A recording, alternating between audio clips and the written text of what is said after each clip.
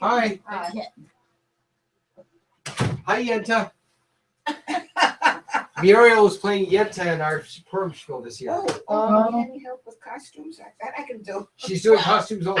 So. I came last night Oh, you did? to find out my costume. That's So fine. they And she put ended me up. in Well, costumes I can do, but my problem isn't to do things.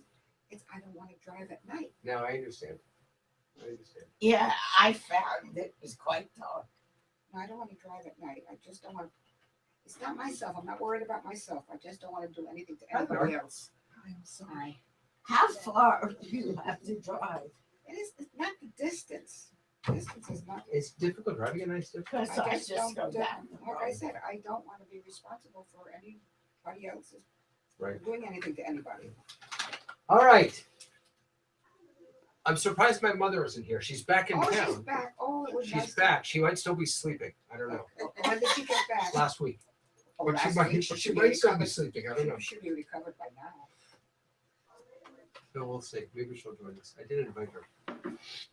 All right. Thanks. Chapter- Must have exhausted her. Yeah. Well, it's 3 weeks. I mean, it was a long trip. What's Yes. the time difference there from Australia, do you know?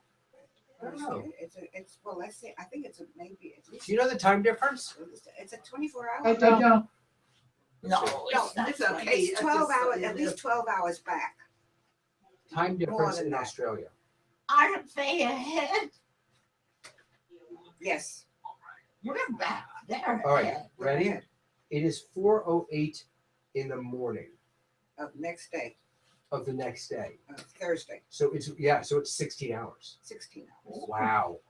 16 That's hours. so They're long. 3 hours less than we are here. Oops, sorry. Sit, be quiet. So 16 hours, and they're 3 hours behind us, so it's 19 hours for them. Yes, it will. Oh It my might take a God. while to get over there. Oh my gosh, that's amazing. All right, chapter 20, verse. Well, 13. we're kind of in the middle of a verse, aren't we? 13. Yeah. We did, if I remember correctly, we did lo tirtzach, don't murder, and lo tin'af, don't kidnap or steal. But now we have you shall not bear false witness. No, wait a second. Wait.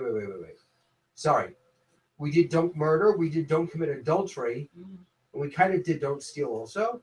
Yes. Now, lo ta'aneverecha ein shaker. Don't bear false witness against your neighbor.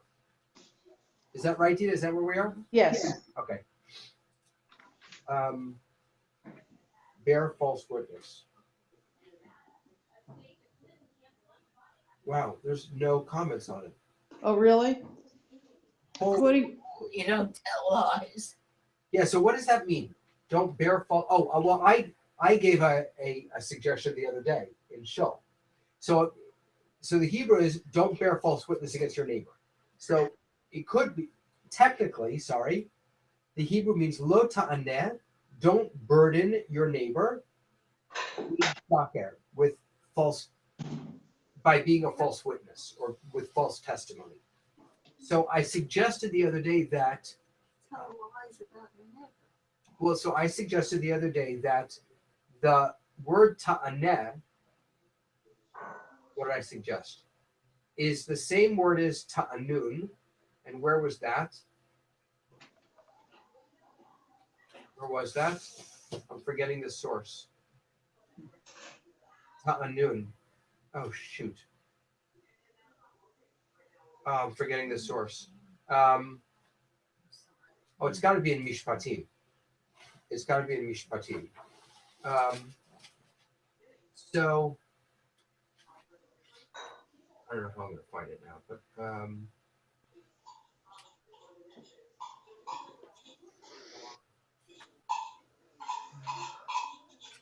Ta'anun.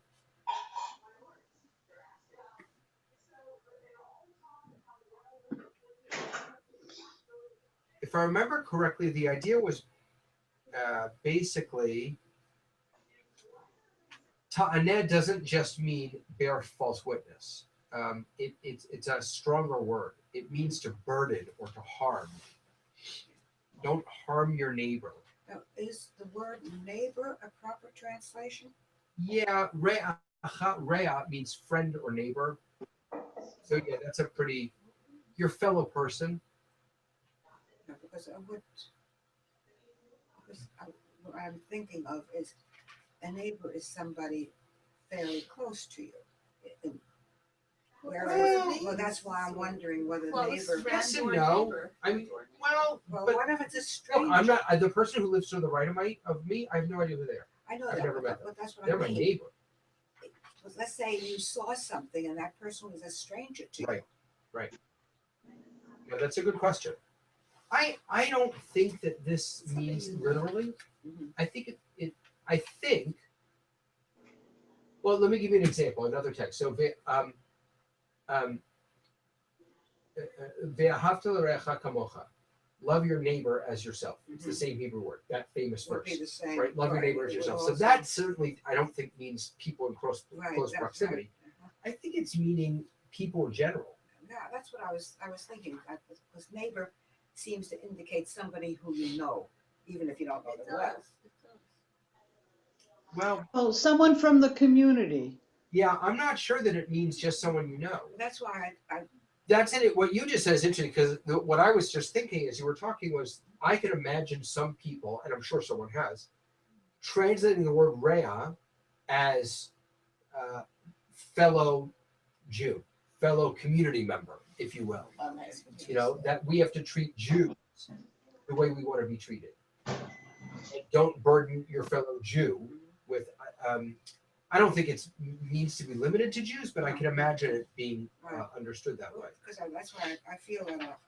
So, according to Sforno, in addition to Tina, what's hold on one second. She just can't hear you. I think a broader word for meaning of people.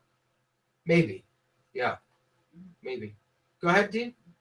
I have this, in addition to its literal meaning of false testimony in court, this passage prohibits gossip and slander. But the comments all seem to say that this has to do with legal proceedings, Oh, that's interesting. Okay. separate from, not swearing and taking the Lord's name in vain, not swearing falsely. Right. Right. So I thought this comment was interesting. It is. This is from, I think it's from Shavuos. The sages apply it to prohibit testimony even in cases where a witness is convinced that something took place, but he did not actually see it. For example, if someone scrupulously honest teachers or friends told him about something, he may not claim to be a witness. Moreover, if a teacher has one valid witness and asked a disciple to come to the court so that he would appear to be a witness and thereby bluff the defendant into admitting the truth, the disciple may not comply. That's interesting.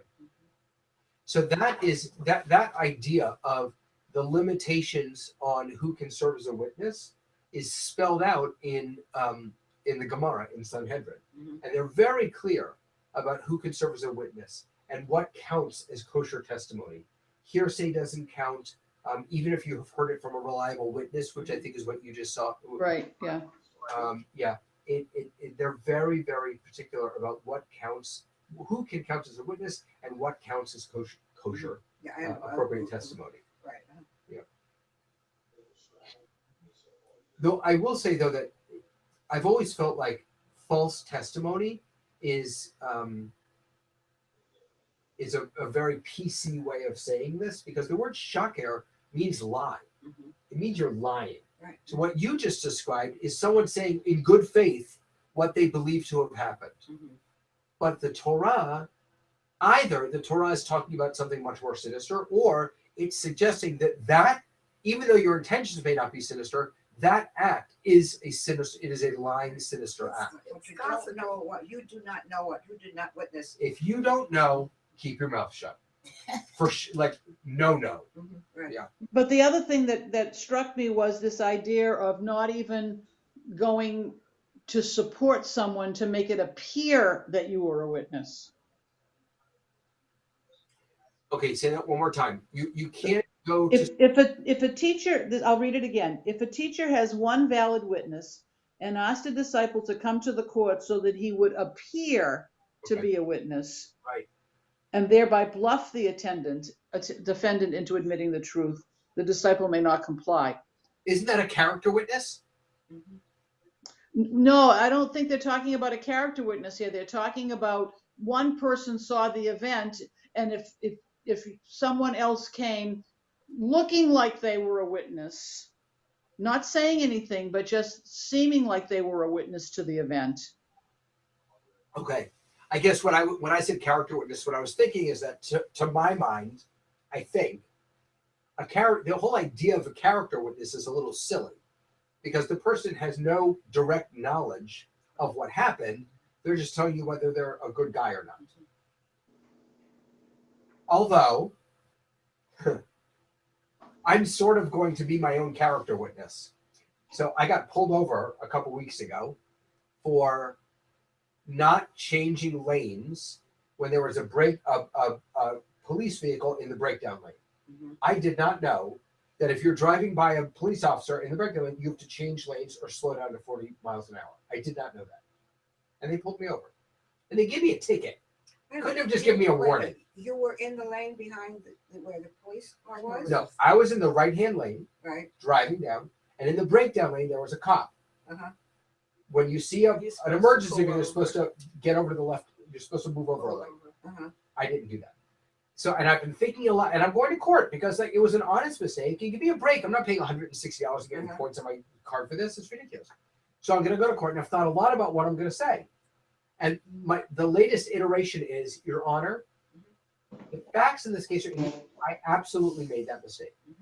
I own that. I made this mistake. While I was making this mistake, it occurred to me that not only did I not know this law, but there are many others who don't also, as I have video of at least a dozen cars driving by me as I'm sitting with the police officer in the right-hand lane. Your Honor, I'm a good person. I'm going to pull the clergy card. I'm a member of the clergy. I accept that I made a mistake. I would ask for leniency. The truth is, I am not going to say anything that actually changes or impacts the facts of the case. Right. I'm going to basically say, I'm a nice guy. Please be nice to me. I'm going to serve as my own character witness. Okay. So why not? It You may know, not- you're it may the not best work. character witness to yourself. It may not. And the police may or may not show up. So that's what I'm counting on, that the cop doesn't show up. Uh-huh. He actually said to me, I said to him, I said, are you really going to give me a ticket? Give me a warning. Are you really? He said, just go to court. And that said to me, he's not even going to show up. But my only point, was that to me, it seems as an outsider who knows nothing about law, a character witness really doesn't offer anything of any value or meaning to the proceedings, I think. And that's what this sounded like to me also, that this person coming isn't going to add any value. It's just going to give the perception that, Could he have done such a thing? right, right, that's what I think.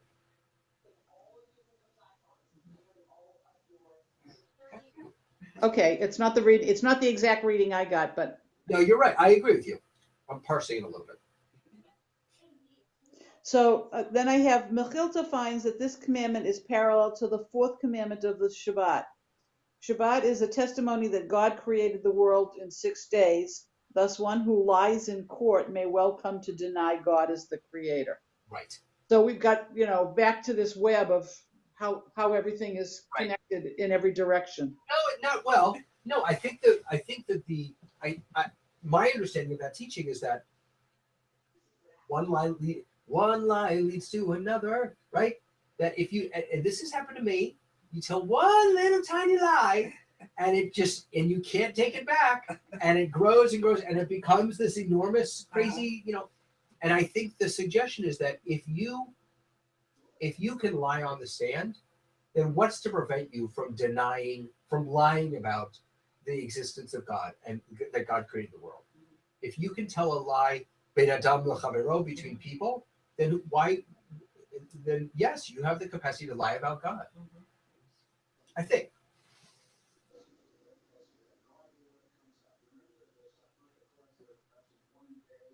I'm wondering if it's easier the other way, though. I'm wondering if more people no. I was going to say, I wonder if more people today it's not lie about, it's deny I don't even want to say deny the existence of God because I don't Well, believe in that's denying. I fed those words into my head Yeah. because I yeah, there are tons of people who do. But I'm a little uncomfortable calling that lying because to I me don't that think it's it- Well, question. what you It's call it, belief. It's belief. Right. It's if they don't really know, you couldn't call It's it a lie. agnostic. It's I mean, agnostic. Oh wait, that's interesting. Hold on. Wait, what you said is very, very interesting. If you don't really know, and know is a scientific term. Right. If you don't really know, then you can't lie about it. That's very interesting. You can't lie By something- about something- faith You can't lie about because it. there is no truth. Uh-huh. They call themselves agnostic. Those who aren't sure and who know they're not That's, sure. let's go That's beyond what that. agnostic is. Go deeper than that. This is someone who says they don't believe in God. That doesn't mean that they don't believe in treating people ethically, Yes, which but is that's based on God's. No, that's- well, yeah, no. So that treating people ethically is this commandment: Right. don't lie, Mhm. bear false witness. Right. But the suggestion is that if you do lie Mhm. and not treat people ethically, that won't lead you to, but it opens the possibility, the strong possibility that you will also Don't lie about the creation of the world and deny the existence of God and not treat God ethically, whatever that means. Right. Deny and lie, though. Are I know. I'm uncomfortable with those words. I agree with you. Because I don't think that people who question God's existence, there are people who deny. There are people who, what's his name? Bill Maher, Mhm. right? Who I love, by the way. I absolutely adore him. I don't adore him. I love him. I think he's fascinating. He denies the existence of God. Mhm. He says there is no God. There are an atheist. But he believes in justice. Absolutely.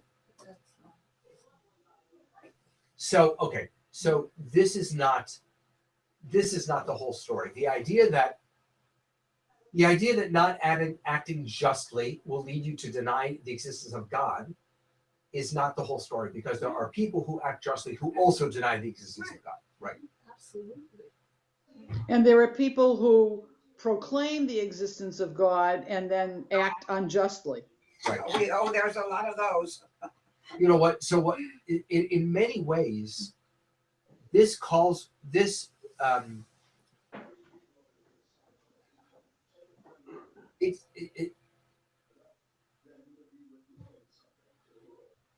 The argument for religion, I think, in not in my life, but in the public sphere, is that it has made the world a better place. That a religious call to action, a religious call to social justice, a religious call to compassion, all those things, that religion is the source of those, and that it makes the world a better place. But look at all the people who think that why all these wars fought over it. So that's the other side. So right. So the other side of the coin is that religion has also breeded tremendous hatred and violence.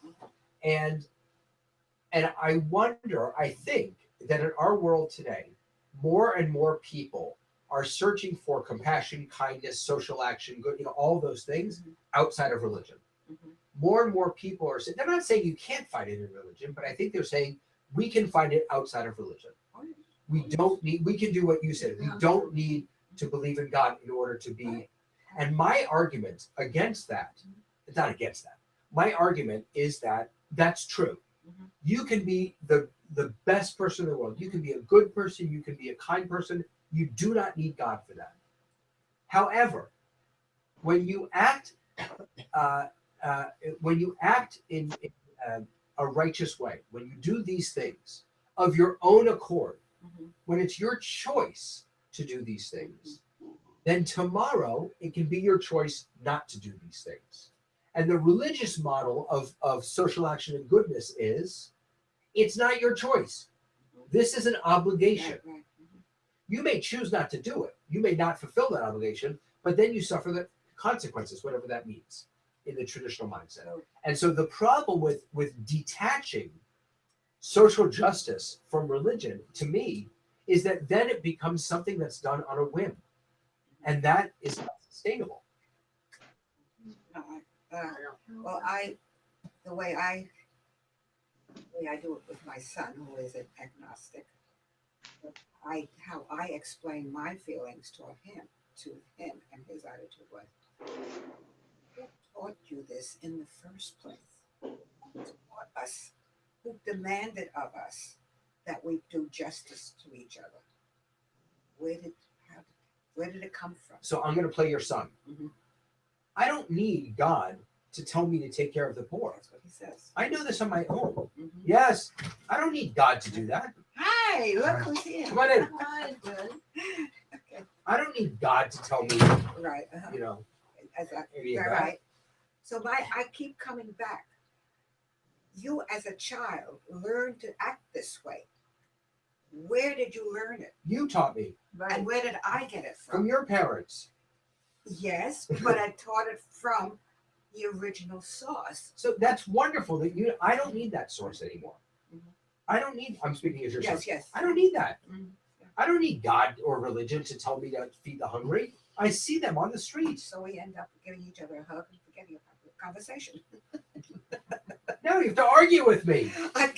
I can't argue It's a any strong more argument, that, though, right? that the laws that were given to us as Jews and which we passed on to the world is the source of what you are speaking about. And my argument would be not so much about the source, Mhm. but about the difference again between uh, um, acting on my own versus acting out of obligation. Mhm. And that is something that we don't have in society. The idea of obligation in general, I think, has just really disappeared Mhm. in much of society today. Mhm. Right, that's true. We don't even buy, we don't even feel an obligation to the artists who create our music Mhm. nowadays. We don't buy the whole album. We don't support, we buy the song that we want. We're just very self-centered. I don't mean that in a bad way, just No, a no, I different know, way. I know. I'm sorry, go ahead. No, I was just going to pull in, saying you sort of started to say, I think, that today it's a little different, that we don't need religion to make a war. Right. Then you come down. Or to do goodness. Right. you're I was talking talking about to do goodness. Okay, because I'm thinking of ISIS and they believe in one God, and yet they go to war to get what they want. Yeah, I wasn't saying that Yeah. you don't need religion to make war. You might actually need religion to make war. I was saying you don't, that it is very easy to argue that to be a good person, you don't need religion. It's very easy to argue. Yes, yes. And I'm saying that I don't buy that argument I know. that because it's transient. Then the goodness is transient and it's left up to how you're feeling today. And as a Jew, look, Erwin Schipper comes into Minion every day and puts tzedakah in that box. He doesn't take a day off. He doesn't, because it isn't, he senses that as an obligation, right? Dina goes to shul every Shabbat because I think you sense that as an obligation. She's not answering. Okay. That's part of it. Right. In much the same way that an Orthodox Jew would never say to themselves, should I eat the kosher pizza today or not? They're just not going to ask that question because it's not left up to their whim. Mhm. It is an obligation. And so when you put acting righteously in that same category, I think the chances of righteousness happening in the world are much greater. If we could learn to take obligation seriously again. Go ahead. The whole concept of morality, of doing what is right, of doing good, I don't know that that necessarily comes automatically to people. It started because there were a people who had these rules that they then expanded and gave to the world. Whether the world accepted them or rejected them, the world heard them, because you're saying as her son that you don't need God to tell you to feed the hungry. Well, yeah, you do, because how many people walk by the homeless and walk by the hungry and just turn their heads the other way and don't see them?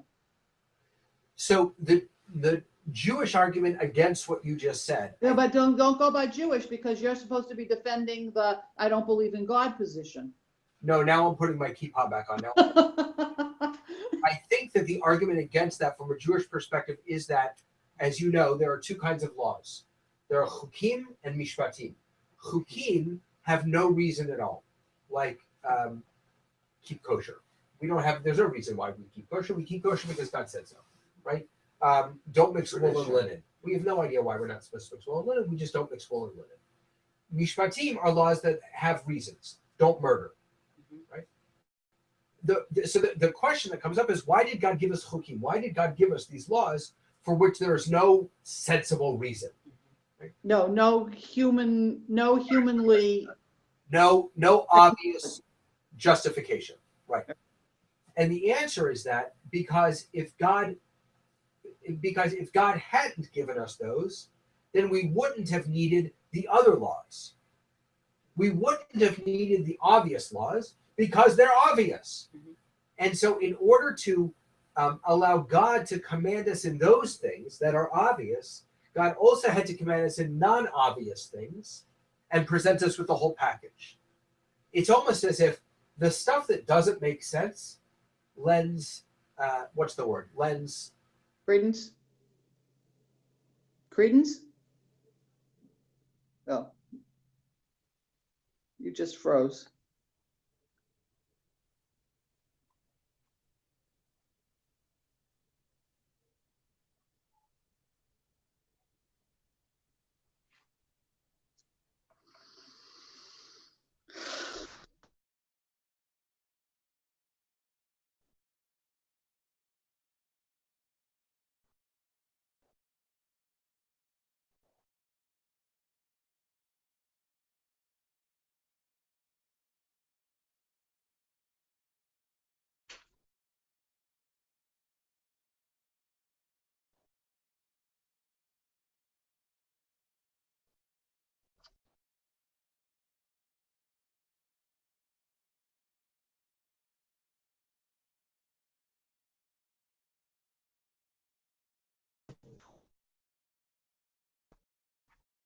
I can't hear you. Can you hear me? I can't hear you.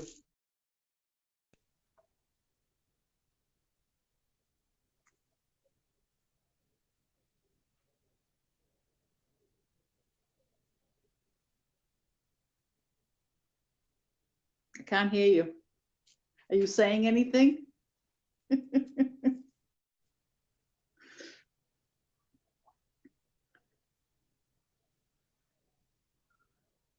I know, maybe you guys like it better when I'm quiet.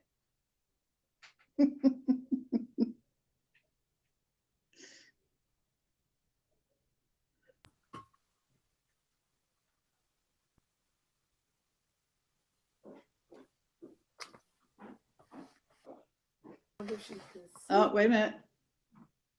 I had a second of sound.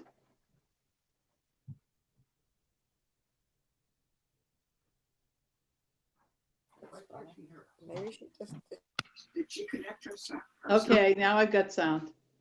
Oh, now I haven't got sound.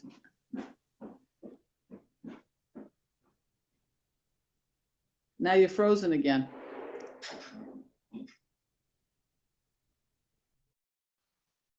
Shaking its head no. Okay, I hear you now. Sorry. The video, there we go. Okay. What was the problem? Sorry about that, Dina. That's okay. So all I was saying was Only that you know how to shut me up. So all I was saying was that I think that God commanding us to seemingly senseless commandments lends authority to God, or teaches us rather, that God has also commanded us to those things that you're arguing require religious underpinnings. I think I just argued for you, actually. Yeah, what I'm saying is that the obvious are not necessarily quite so obvious. Such as? Feeding the hungry. That's Feeding the hungry. Don't put a stumbling block in front of the blind. I think there's a difference, Dina, between a law not being obvious and a law not being followed by people. It may be that it's obvious that we need to feed people. It may also be true that we stink at actually doing it. Okay. All right, I'll buy that. That is I the think. first time in I think. 20 years That she's agreed. that Dina has agreed with me. I put a caveat on that though.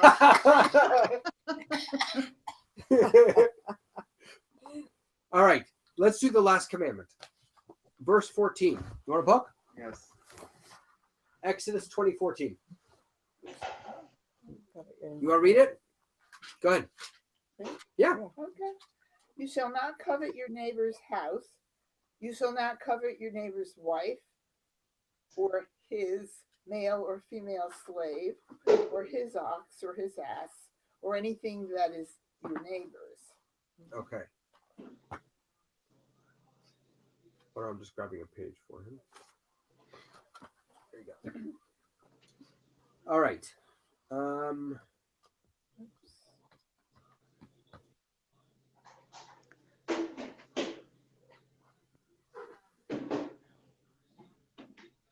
Ibn Ezra, many people cannot understand how someone can be expected. This is interesting. Many people cannot understand how someone can be expected not to covet something desirable. That's a great point, right? Yeah, it is. Yes, you can do that. You can. How could God reasonably ask us to not covet something that's desirable? It's human nature. It is. So then he says, let me give you an example. A peasant of sound mind who sees a beautiful princess will not even think of sleeping with her, knowing that it is impossible. It is not that he is mentally defective.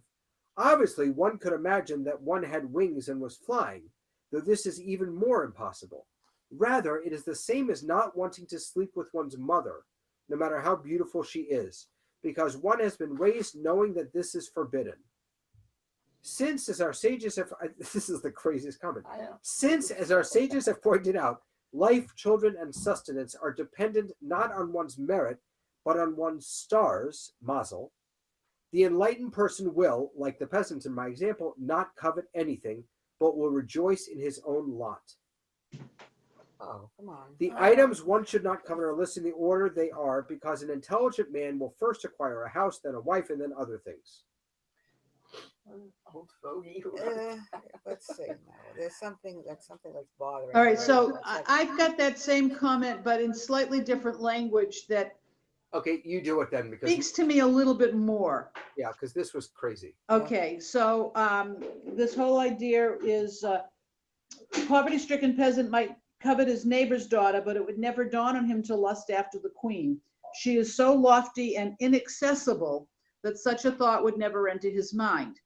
The point is that sensible, logical people long to acquire only things that are within their frame of reference, but not things that are beyond the scope of their imagination. Similarly, if someone had complete faith in God, I have a little problem with this, but this is their thinking.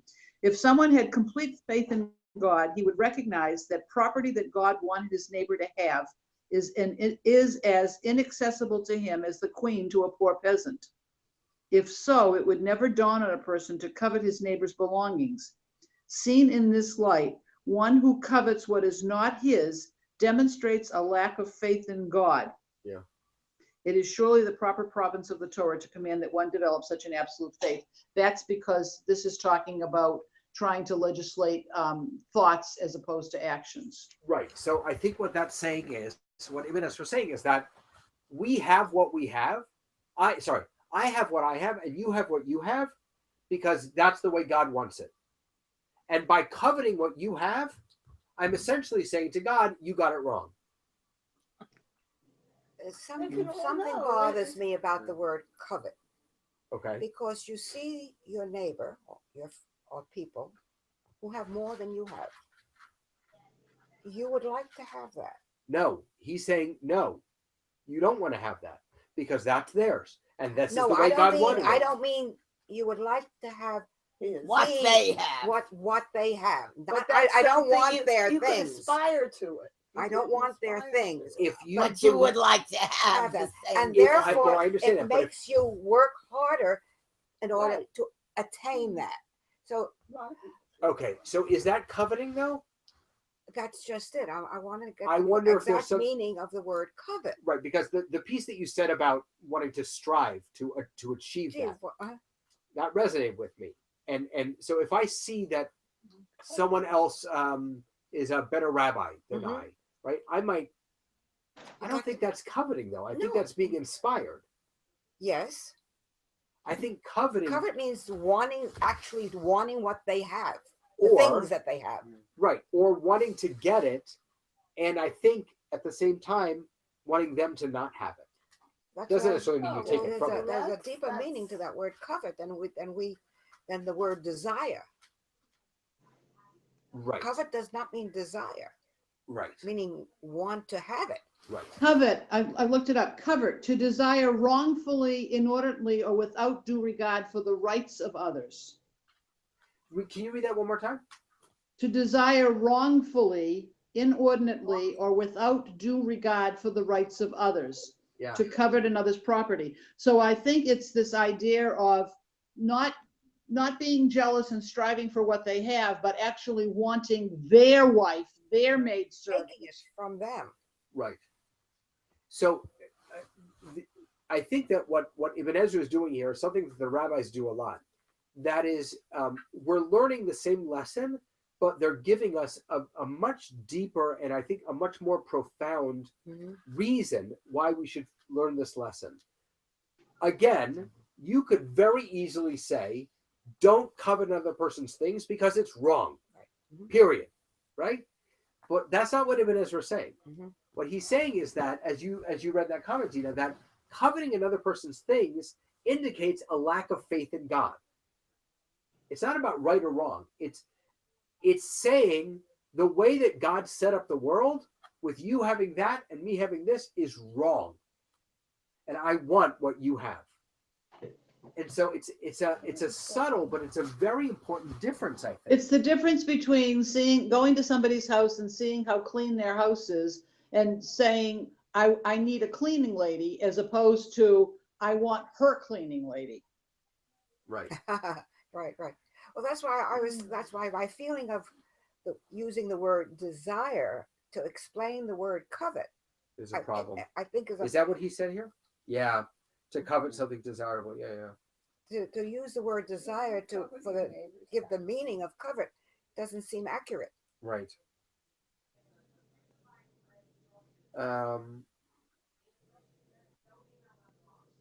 All right, let me read Nachmanides. I don't know where he's going with this, but here then are the 10 commandments, 5 dealing with the honor of the Creator and 5 for the benefit of humanity. This is an overall note. Mhm. For as we observed, honoring one's father is part of honoring God. Only for the 2nd, 3rd, and 5th commandments does the text explain their consequences, but no reward or punishment is mentioned for the others. For the last 5 are simply for the welfare of humanity. Observing them is its own reward. Okay, wait. The 2nd, 3rd, and 5th have consequences. So that means the 1st and the 4th don't, and 6 through 10 don't. For 6 through 10, again, you get it. Don't murder, don't steal, you get it. But idolatry is a sin so severe, that's 1. Is that 1 or 4? That's 1.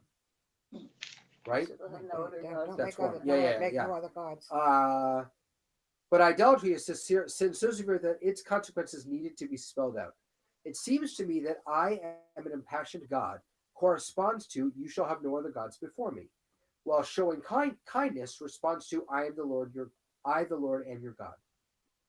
For one is punished for violating a prohibition and rewarded for fulfilling a positive commandment.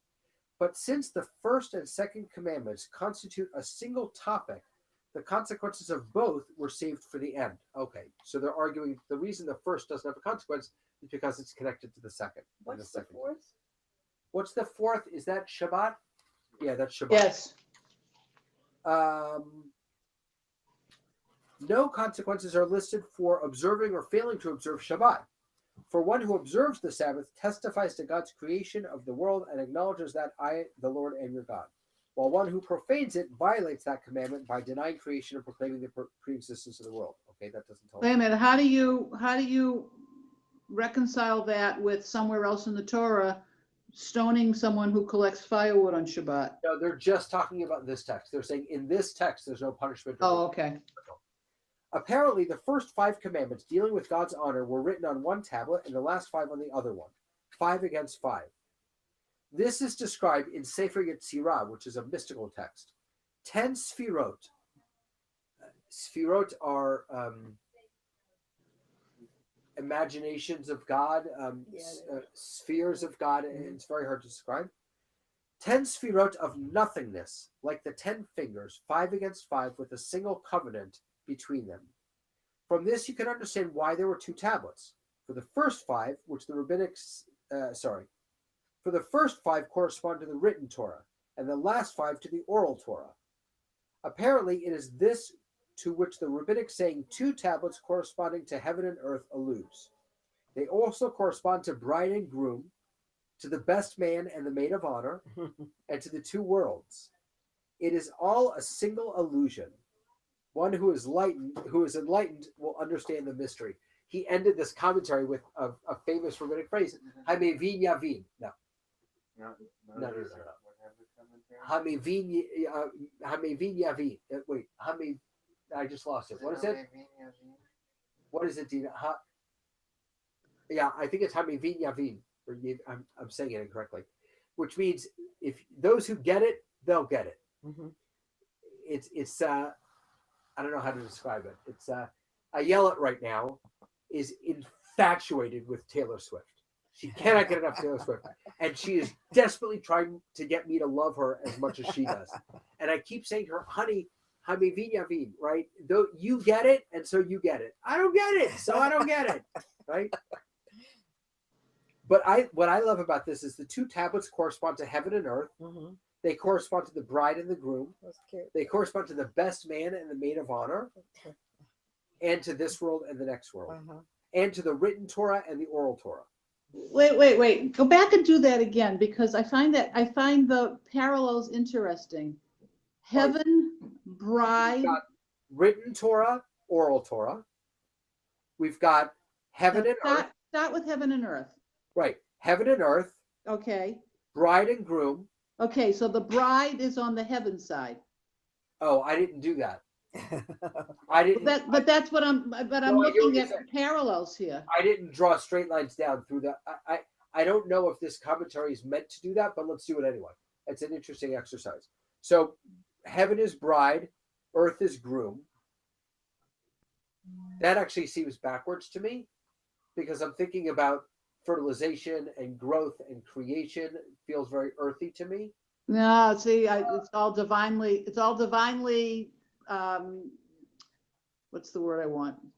Not proclaimed, but the male is the earthy one. See, the women just want to be from heaven. Men just want to be from heaven. No, Right? We're arguing that each other. I want to be from heaven. depends on Mars. It does depend on the Was person. it You're Mars right. and Venus? And then, so let me just keep going to see if it continues.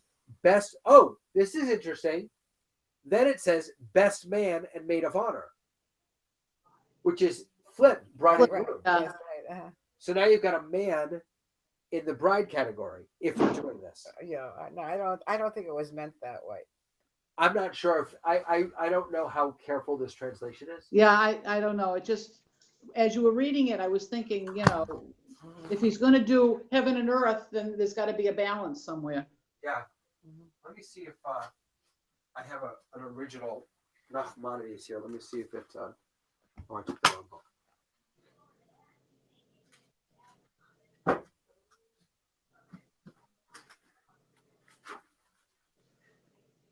We're in 20, right? What verse is this? 2014. Thank you. 2014. Yes.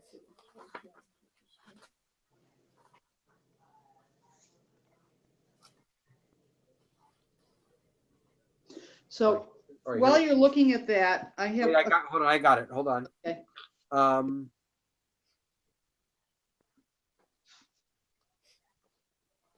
Oh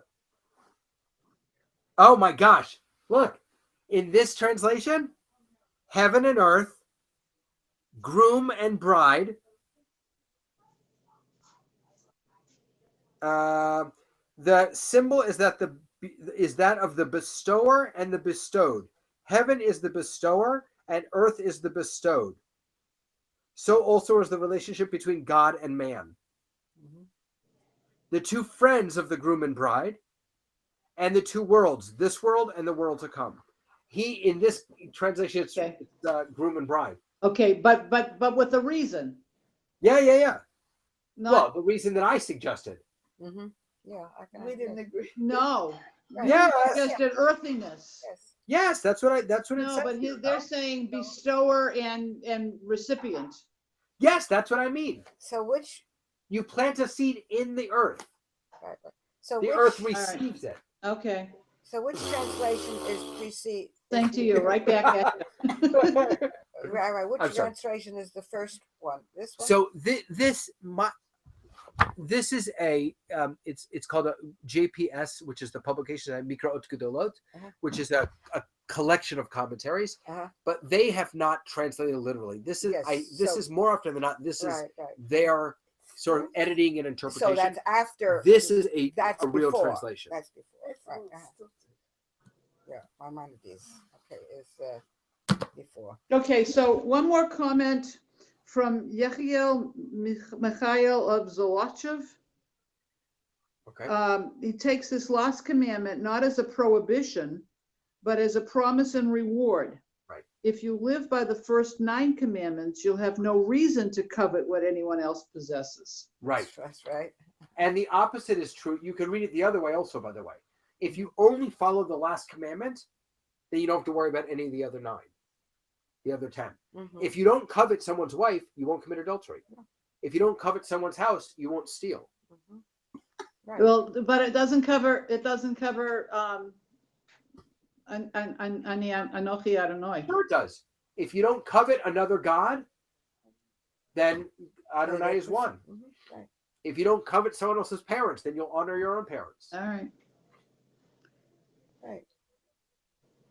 That's hard. It's hard to think of that as being the one. Why is it? Why? I don't know. I guess I need the specifics. Yeah. Even though they're obvious, I need them.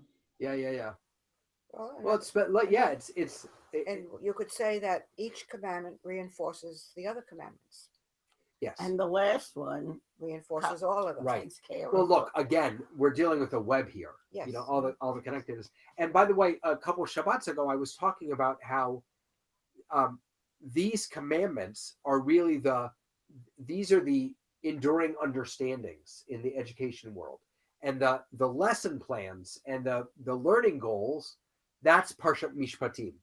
That's the next Torah portion where it unpacks all of these enduring understandings into what does this really look? What does it really mean to honor your parents? Right? It's to not curse your parents. What does it really mean to observe Shabbat? It means letting your slaves go in the 7th year because you don't own them. So in many ways, these are sort of big ideas that that unpack each other, and that the Torah later unpacks for the rest of the book. Let me see if I have anything else on covet. I don't think I do. Oh, okay. Why would we need do not covet your neighbor's wife? There's already a prohibition against adultery. This means you should not try to get your neighbor to divorce his wife so that you can marry her. Okay. Okay. You don't get the neighbor Oh. to divorce a wife. You know what? Yeah. I just found, sorry, I wanted to jump back. Kimchi says about bearing false witness against your neighbor. This does not mean that you could do so against one who is not your neighbor. Neighbor refers to anyone with whom one has dealings. It's community. Right. It's anyone that you interact with. Yeah. Hela. Yeah. So it says here the same verb for covet, I guess, occurs in Exodus 34, assuring the Israelites of the security of their homes when they go on pilgrimage at festival time. There, it makes more sense to take it to mean no one will confiscate your house while you are away, rather than no one will covet it. Maimonides understands this commandment to prohibit action that could be the result of coveting, as you said, such as pressuring a person to sell you something you desire. But the majority understand it to apply to covetous thoughts. It may be difficult to control our emotions, but we may never excuse our behavior by claiming that our emotions overcame us so that we could not help doing what we did. Don't let your emotions get the best of you. Yeah. That's a human thing. So, okay. So, Lenore, the Torah God cannot command us to have or not have emotions, right? That's a fair statement, right? You can't say to someone, be sad. Mm-hmm. You can command someone to cry. Actors do it all the time. But you can't command someone to be sad. So why is this here then? Why is the Torah telling us to have a feeling or not have a feeling? I was actually wondering that a few minutes ago. Yeah, but now I'm asking you. I don't know the answer.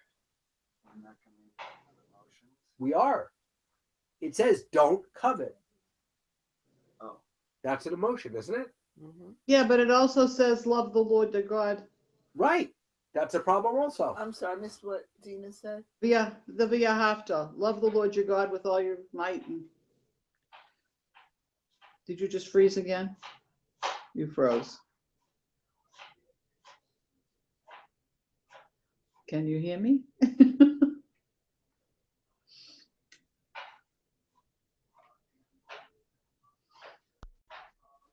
Every time it happens, It's just but- an icon.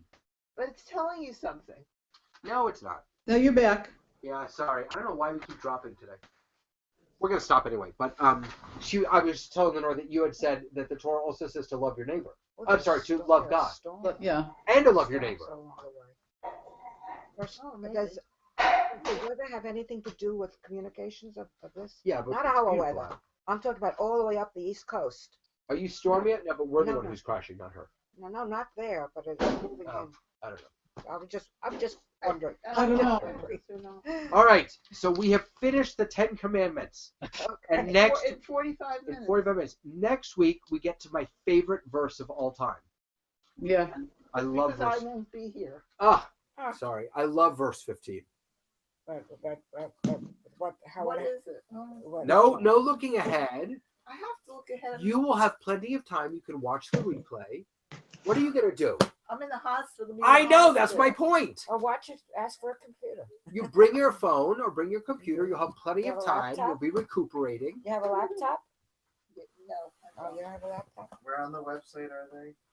Okay. Just search for. Just go to rabbidavid.tv. Okay. They're all there. Okay, I took this off because it was getting. All right. Have a good week, everyone. Have a wonderful rest of the day. Thank you.